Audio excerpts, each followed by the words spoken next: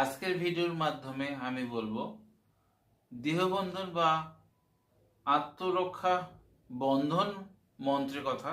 যে কোনো অশুভ শক্তির হাত থেকে রেহাই পেতে বা আপনি যদি তন্ত্রমন্ত্র কাজ শিখছেন বা করছেন বা আপনি কাউকে কাজ করে দিচ্ছেন, সেই কাজ করার আগে ভিডিওয় দেওয়া মন্ত্রটি যদি আপনারা 3বার পাঠ করে নিজের দেহে 3বার ফুঁক দিয়ে কাজে বসেন, সেই কাজে বাধা থাকে না এবং অপদেবতা বা অপশক্তির হাত থেকে আপনারা রক্ষা পাবেন।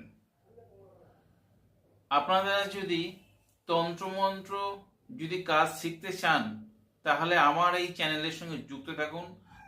আপনাদের যে কোনো সমস্যার সম্বন্ধে সমাধান করার পথ বলে দেব।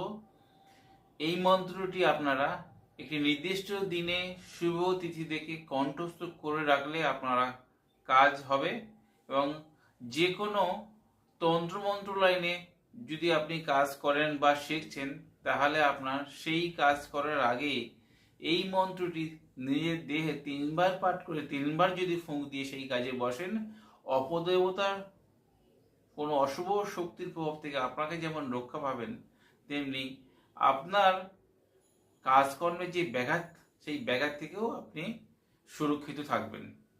এছাড়া আমার একটি মন্দির আছে, আপনারা যে কোনো নৈতিক সমস্যার সমাধানের জন্য আমার মন্দিরে আসতে পারেন।